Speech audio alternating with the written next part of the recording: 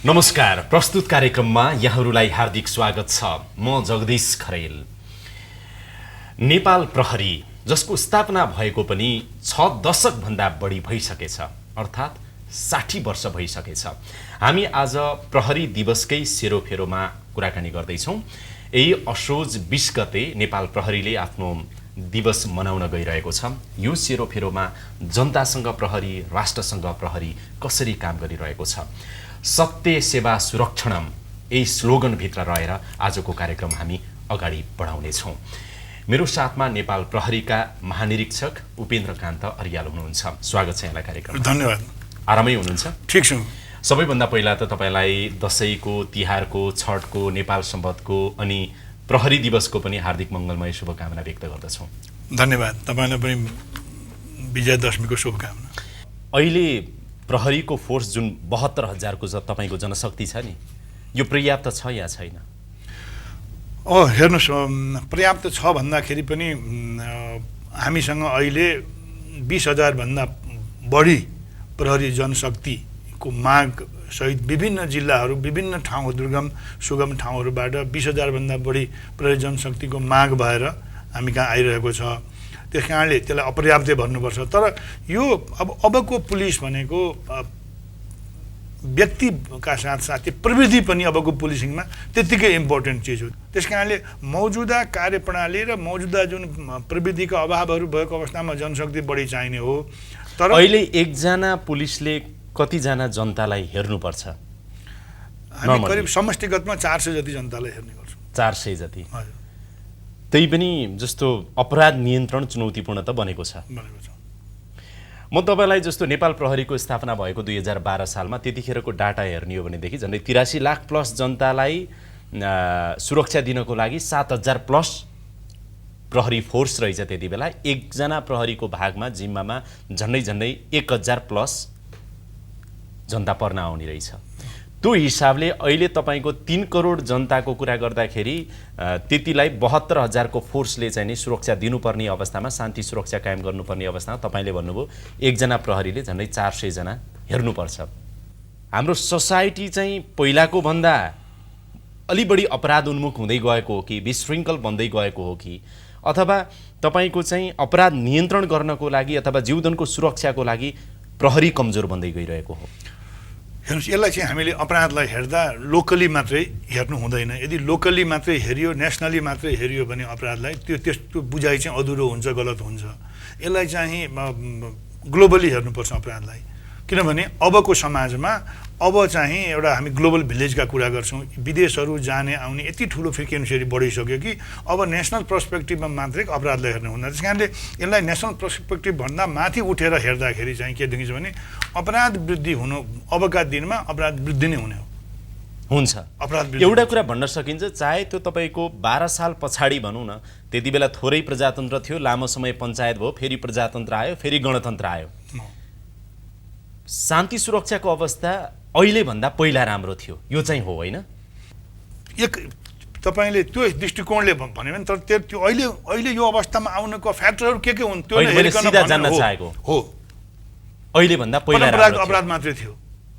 अपराधको दायरा सानो भएकोले अब अहिलेसँग तुलना गर्दा तपाईलाई भन्नु, अपराधको दायरा पनि सानो थियो, पुलिसले गर्नुपर्ने कामको दायरा पनि सानै थियो।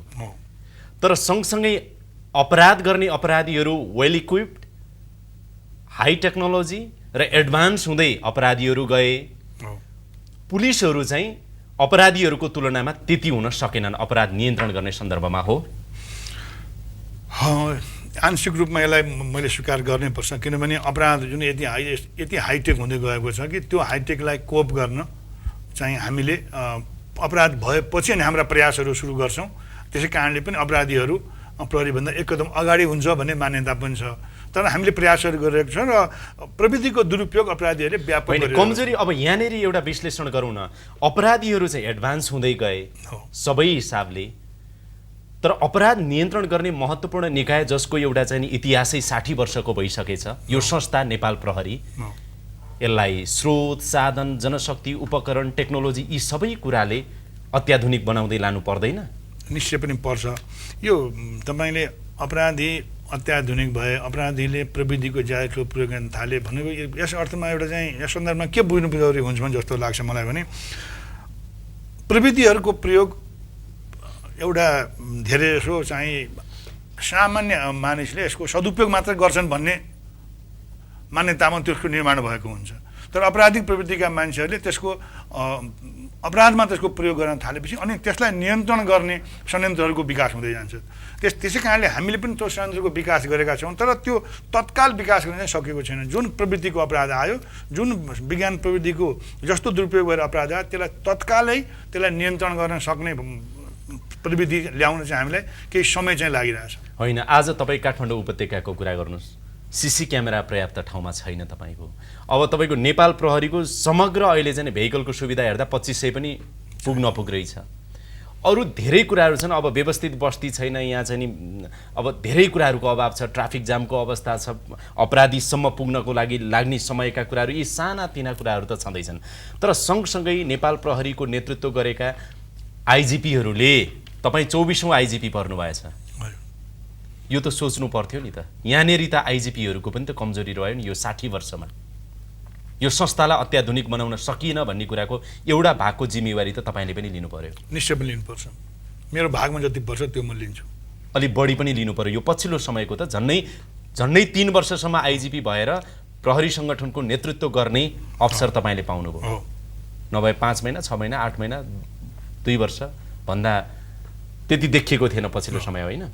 प्रहरी सङ्गठनका आफ्नै सीमितताहरू हुन्छन्। हामीले हाम्रा आवश्यकताहरू नेपाल सरकारलाई सम्बन्धित मन्त्रालयमा जाहेर गर्ने हो र जे उपलब्ध छ, जे सरकारबाट प्राप्त हुन्छ, हामीले माग गरेको मध्ये जुन जति परिधिभित्र रहेर प्राप्त भएको छ त्यसकै उच्चतम प्रयोग गरेर हामीले सर्भिस दिने हो।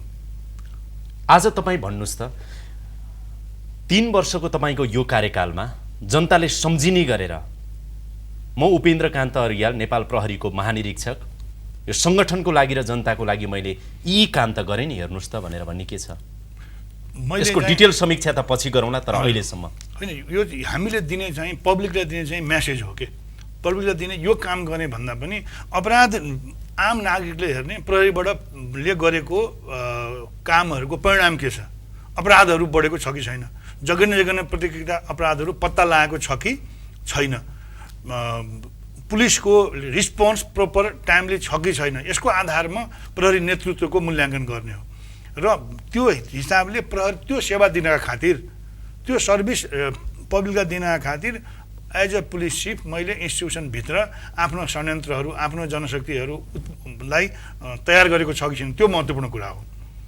तपाईँले एउटा सामान्यतया आइजिपीले गर्नुपर्ने नेतृत्व बाहेक फरक ढङ्गले अलिकति नयाँ उचाइमा पुर्याउने किसिमले चाहिँ नेतृत्व दिन सक्नु भएन भनेर मैले नम्र आरोप लगाएँ भने तपाईँको अपेक्षा अनुरूप अथवा कसैको अपेक्षा अनुरूपको नहुन सक्छ। म त्यो कुरा स्वीकार पनि गर्छु, किनभने आज प्रहरीप्रति, प्रहरीको नेतृत्वप्रति आम मानिसको ठुलो भरोसा, अपेक्षा पनि छ र त्यो अपेक्षा अनुरूपको मैले गरेको कार्य सम्पादनमा चाहिँ त्यो अपेक्षा अनुरूप भएको छैन भने चाहिँ म त्यसलाई स्वीकार पनि गर्छु। आज तपाईँले जस्तो कुबेर सिंह राणा लगत्तै तपाईँ आइजिपी बन्नुभयो नेपाल प्रहरीको, संविधान सभाको दोस्रो चुनाव गराउनको लागि, शान्तिपूर्ण ढङ्गबाट गराउनको लागि तपाईँको भूमिका रह्यो। एउटा महत्त्वपूर्ण तपाईँको नेतृत्वमा रहेको पुलिस संरचनाले पनि सहयोग गर्यो शान्ति सुरक्षा कायम गर्ने कुरा, त्यो एउटा उपलब्धि होला। अर्को भुइँचालो पछिको चाहिँ तपाईँको उद्धार गर्ने कुराहरूमा नेपाल प्रहरीको भूमिका अब एक हिसाबले जनताबाट पनि प्रशंसित छ, जसको नेतृत्व तपाईँले गर्नुभयो। समग्र नेपाल प्रहरीको इमेजलाई माथि पुर्याउन र जनतासँग प्रहरी छ भन्ने कुरा त्यो देखाउन पनि महत्त्वपूर्ण रह्यो, होइन त? त्यो बाहेक अरू कुराहरू सरसर्ती तपाईँको हेर्दाखेरि केही भन्दै हुनुहुन्थ्यो? होइन, मलाई लाग्छ त्यो तपाईँले त्यो 2टा इभेन्टको कुरा गर्नुभयो, त्यसपछि तपाईँको सार्क समिट, त्यत्रो एउटा सुरक्षाको चुनौती थियो, त्यो त्यति हामीले एउटा सुरक्षा प्रदायक निकायको तर्फबाट त्यति प्रभावकारी त्यसको सुरक्षा व्यवस्थापनमा हामीले हाम्रो योगदान पुर्यायौँ। यत्रो ठुल्ठुलो जघन्य अपराधहरू भए, 12-12 वर्ष, 14-14 वर्ष, 18 वर्षदेखिका जघन्य अनडिटेक्टेड क्राइम्सहरू, रानीबारी काण्ड भयो, फादर ग्याफ्नेको, बडी खेलका हत्याकाण्ड लगायत यति रणबहादुर बम न्यायाधीशज्यूको हत्याकाण्डहरू, यस्ता मेजर क्राइमहरूको इन्भेस्टिगेसन भएको छ। जति तपाईँले एकचोटि सरस्वती हेर्नुभयो भने हामीले 63, 64, 65 सालतिर अपहरण र फिरौतीको कति ठुलो यहाँ थियो, कति ठुलो प्रकोप थियो, कति अपराधीहरूले कति ठुल्ठुलो मान्छेका घरबाट राति चाहिँ जबरजस्ती पसेर अपराधीहरूले छोरीका अपहरण गरेका थिए। विभिन्न पेसागत व्यापारीहरूको घर बाटो अफिसबाट अपहरणहरू भएको थियो। आज कहाँ छन् अपहरणकारीहरू, कोही अपहरणका घटनाहरू? त्यसको श्रेय प्रहरी सङ्गठनलाई जाँदैन। प्रहरीले चाह्यो भने त गर्न सक्ने रहेछ है। होइन, चाहन्छ, गरेको छ र रिजल्ट देखाएको पनि छ, गर्न सक्ने रहेछ है, गर्न सक्छ। तर हामीसँग त क्षमता छ, हामी त व्यावसायिक सक्षमता राख्छौँ। अझ विशेष गरेर इन्भेस्टिगेसनको सन्दर्भमा त नेपाल प्रहरी साउथ एसियामै अब्बल मानिन्छ। हाम्रो अनुसन्धान क्षमता चाहिँ अब्बल नै छ। तर राजनीतिक हस्तक्षेपले बेला बेलामा थाङथिलो हुन्छ नेपाल प्रहरी फोर्स। यदि नेपाल प्रहरी यो संस्थाभित्र राजनीतिक हस्तक्षेप नहुने हो भने उच्च मनोबलका साथ व्यावसायिक रूपले नेपाल प्रहरीले पर्फर्मेन्स अझ राम्रो दिन सक्छ। निश्चय पनि हामी दिन सक्छौँ। र अब एउटा कुरा हेर्नुहोस्, म अरूलाई ब्लेम गर्नुभन्दा पनि हामी पनि त्यति हुनुपर्छ कि नो भन्न पनि सक्नु पर्यो। अब तपाईँ पछि आइजिपी बन्नेहरू अहिले नै राजनीतिक पार्टीको शक्ति केन्द्रतिर धाउन थालिसकेको समाचार आइसक्यो। अनि कहाँबाट यो संस्था इन्डिपेन्डेन्ट हुनसक्छ, व्यावसायिक हुनसक्छ? आइजिपी साहब, व्यावसायिक हेर्नुहोस्, आफ्नो व्यावसायिक सक्षमतामा उभिएर जसले नेतृत्वमा जो पुग्छ त्यसले त्यही खालको डेलिभरी डिस्चार्ज दिन पनि सक्ला।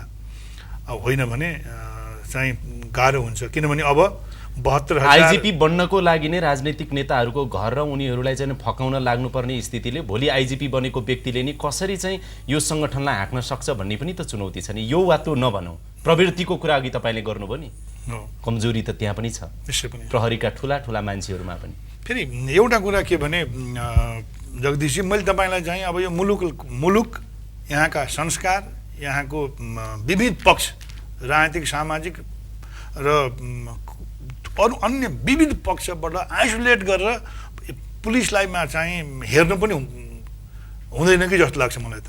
किनभने पुलिस प्रभावित छ, पुलिस यो समाजमा बस्छ र समाजका विभिन्न गतिविधिहरूबाट प्रभावित छ। फेरि जनताको घर घर व्यक्ति व्यक्तिसम्म पुलिस पुग्नुपर्छ, होइन त?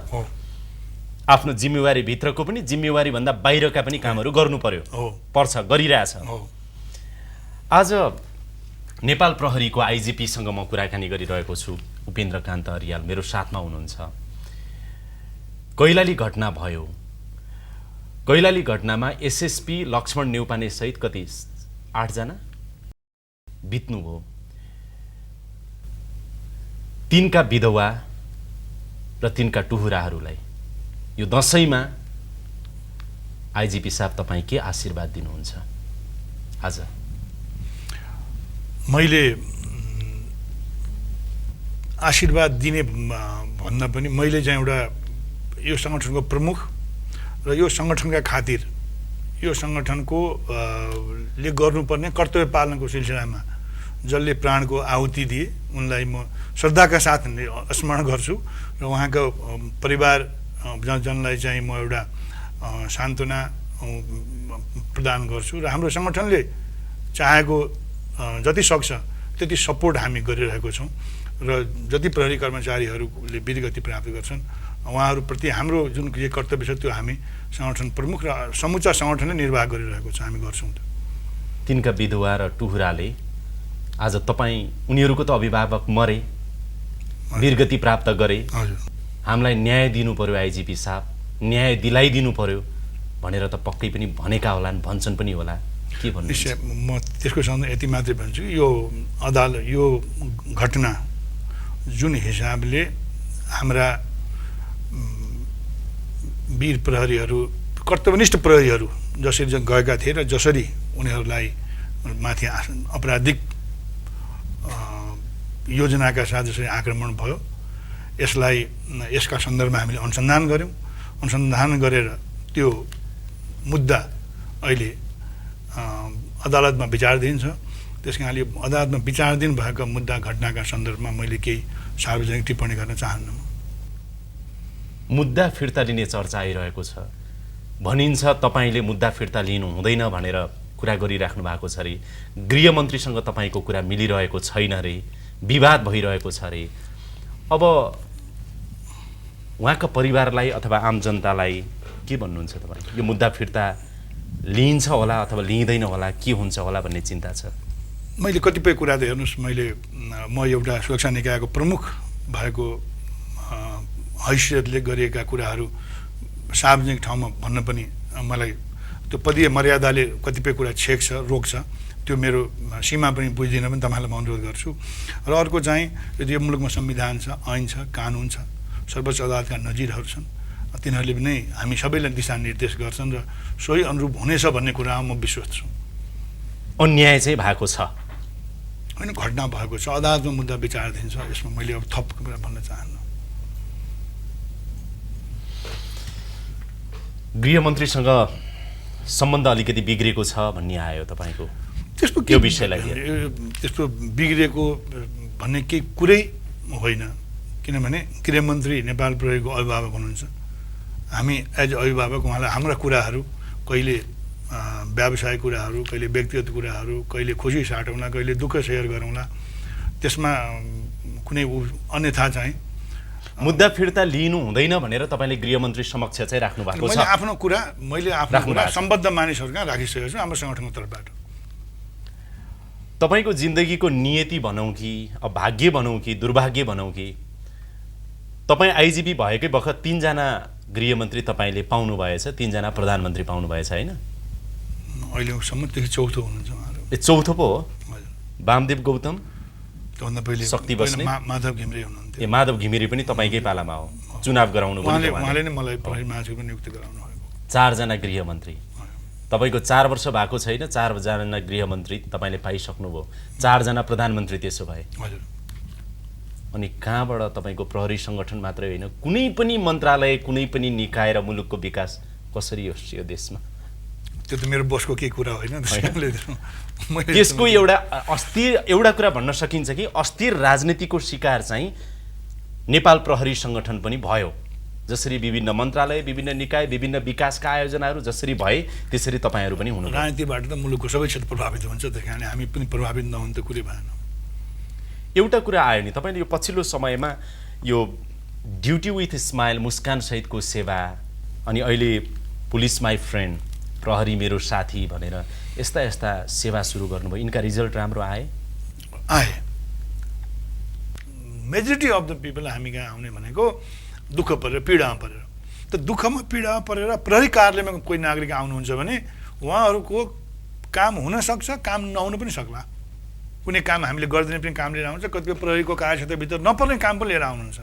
त्यस कारणले उहाँको काम भए पनि नभए पनि प्रहरीले गरिने व्यवहार, उहाँको कुरालाई गरिने, प्रहरीले गर्ने व्यवहार यस्तो होस् कि व्यवहारले पनि कतिपय कुरा मानिसले सान्त्वना प्राप्त हुन्छ। एउटा सिपाहीले 16 घण्टासम्म, 18 घण्टासम्म, 20 घण्टासम्म काम गर्नुपर्छ, पर्छ। त्यस कारणले मैले भन्छु, आज प्रहरी दिवस मनाइराख्दाखेरि त्यो सिपाहीलाई तपाईँले जवाफ दिने के छ? मैले दिने जवाफ चाहिँ के हो भने स्रोत साधनहरू जे सरकारले हामीलाई उपलब्ध गराएको छ त्यसको उच्चतम प्रयोग गरेर काम गर्ने हो। हामी यो नेपालको प्रहरी हौँ, नेपालको सरकारसँग हाम्रो एउटा कन्ट्र्याक्ट छ। म प्रहरीमा जागिर खान यो सरकारको कन्ट्र्याक्टमा आएको हुँ, म स्वेच्छाले आएको हुँ र मेरो तलब, मेरो सुविधा, मेरा रासन, मेरा भत्ता यति हुन्छ भने पनि जानकारी छ। त्यस कारण त्यसलाई स्वीकार गरेर आएकोले हामी चाहिँ गर्नुपर्छ। अन्त कहीँ जागिर नपाएपछि बरु पुलिसमै खाउँ कि क्या हो भनेको जस्तो गर्नुपर्ने पो अवस्था आयो त चिफ साहब। हो, त्यो होइन, यसलाई त्यसै पनि बुझ्नुहुन्न। म के भन्न चाहन्छु भने नेपाल सरकारको आफ्ना कर्मचारीहरूलाई निश्चय पनि तपाईँलाई त अभाव छ, पर्याप्त छैन, त्यसमा त कुनै दुविधै रहेन नि। एउटा कुरा भन्नुहोस् न, सामान्यतया एउटा व्यक्तिको 2टा बच्चा हुन्छन्, काठमाडौँमा तपाईँको 10,000 को फोर्स छ होइन अहिले, 10,000 प्लस। डेरा गरेर यदि त त्यो भाडा तिर्न लाग्ला, एउटा बच्चा पढाउन 5-10 हजार लाग्छ, खानु पर्यो, ग्यास चाडबाट आउँछ, अनि घरमा चाहिँ नि बेलुका श्रीमतीले चाहिँ ग्यास छैन भनिरहेको हुन्छ। यहाँ जनतालाई मुस्कान सहितको सेवा त्यो पुलिसले कसरी दिने? अब त्यसलाई यसलाई जोड्नु चाहिँ हुँदैन। हेर्नुहोस्, हामी व्यक्तिगत अभाव, व्यक्तिगत समस्यालाई ल्याएर, निजी समस्या ल्याएर अफिसमा सेवा प्रदान गर्दा त्यसको रिफ्लेक्सन चाहिँ हामी दिन सक्दैनौँ, दिनु हुँदैन। त्यसकारण त यो मुस्कान सहितको सेवा त्यति प्रभावकारी भएन कि होइन?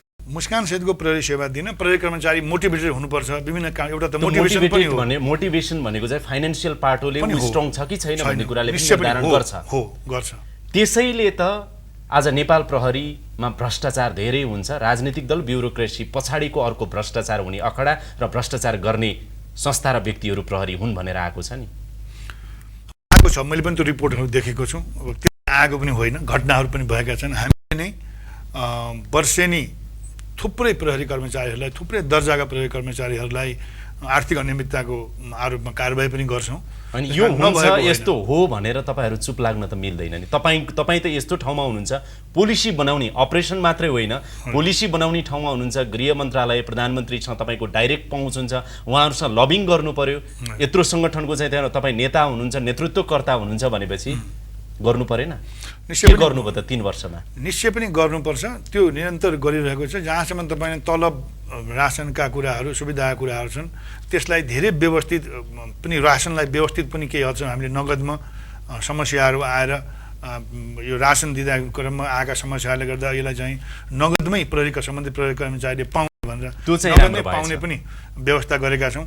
तलब पनि यो चाहिँ अपुग भयो। प्रहरी कर्मचारीले 14 घन्टा, 15 घन्टा, 16 घन्टा, 18 घन्टासम्म काम गर्नुपर्छ।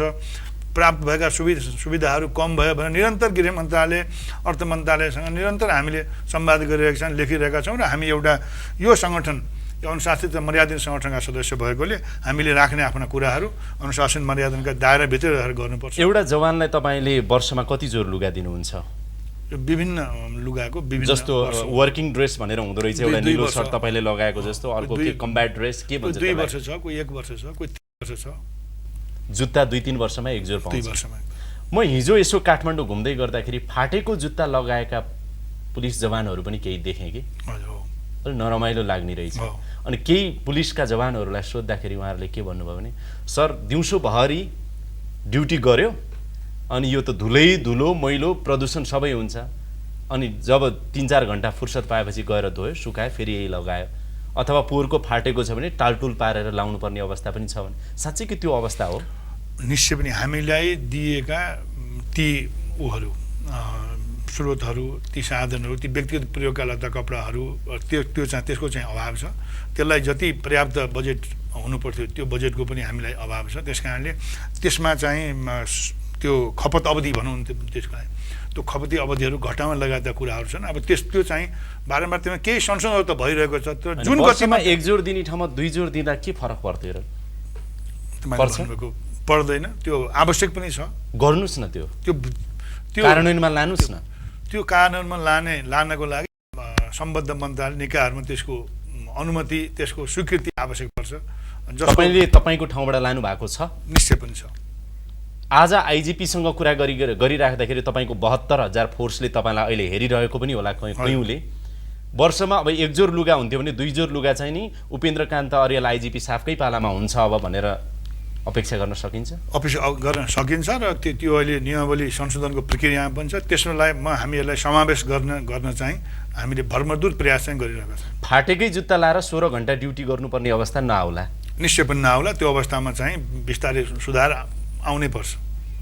16 घन्टासम्म ड्युटी गराउनुको सट्टा त्यसलाई केही व्यवस्थित गर्न सकिँदैन? कुनै इन्सेन्टिभ दिने अथवा ड्युटी आवर मिलाउने अथवा जनशक्ति बढाउने? यो पीडा चाहिँ प्रहरीहरूसँग, विशेष गरी तल्लो दर्जाका प्रहरी कर्मचारीहरूसँग छ। तपाईँ आफै पनि प्रहरी जवानहरूसँग ठाउँ ठाउँमा त घुम्दै हिँड्नु भएको छ, महसुस त होला। तर रिजल्टमा देखिएन आइजिपी साहब। 3 वर्ष तपाईँले कार्यकाल चलाइराख्दाखेरि पनि केही त आउला कि उपेन्द्रकान्त अर्यालको पालामा भनेको? त्यति देखिएन। यसका मेरा आफ्ना सीमितताहरू छन्, मेरा दर्जाका सीमितताहरू छन्। अर्को नम्र आरोप लगाए भने तपाईँ रिस्क अलिक मोल्नुहुन्न हो? त्यो भनेको के हो? त्यो भने जस्तो एकछिनलाई मान्नु डिजास्टर पछाडि यो चाहिँ अलिकति एउटा ठुलै बजेट पनि आउँदै थियो अरे, त्यसलाई लिने यो प्रोक्युरमेन्टको कारणले गर्दाखेरि तपाईँले लिनु भएन अरे भन्ने कुरा पनि सुने। एउटा इक्जाम्पल भनेको त्यस्ता धेरै कुराहरू छन् तपाईँसँग जोडिएका। त्यो तपाईँको जानकारीको लागि त्यो सिपाही हवलदार तपाईँले सोधिहाल्नुको लागि भनिहाल्छु। सिपाही हवलदारलाई लत्ता कपडा सम्बन्धी थिएनन्, हतियारसँग सम्बन्धित कुरा थियो। त्यसको विषयमा म चर्चा गर्न चाहन्न। त्यो हतियार खरिद सम्बन्धी कुराहरू थिए। मैले जीवनमा आर्थिक अनुशासनलाई ज्यादै उच्च प्राथमिकतामा राखेको छु, आफ्नो व्यक्तिगत जीवनमा पनि। र म आर्थिक अनुशासनका कुरा, आर्थिक मितव्ययिताका कुराहरू आफ्नो स्टाफलाई गर्दा उनीहरूलाई सुनाउने मात्र त्यो आफ्नो जीवनमा पनि मैले अङ्गीकार गरेको छु धेरै हदसम्म जस्तो मलाई लाग्छ। अलिकति केही नयाँ उचाइका काम गर्नको लागि अप्ठ्यारो भएको चाहिँ तपाईँभन्दा तलका एआइजी अथवा डिआइजीहरूले तपाईँलाई सपोर्ट राम्रोसँग नगरेर हो अथवा तपाईँले विश्वासमा लिन नसकेर हो, त्यो पनि सुनिन्छ। यसलाई म त्यसै दुवै एङ्गलबाट हेर्दैन। हेर्नुहोस्, यो इन्स्टिट्युसनहरूको डेभलपमेन्टहरू चाहिँ प्यारलली हुन्छ क्या। तपाईँले नेपालको पुलिस चिफसँग बसेर कुरा गरिरहनु भएको छ हो।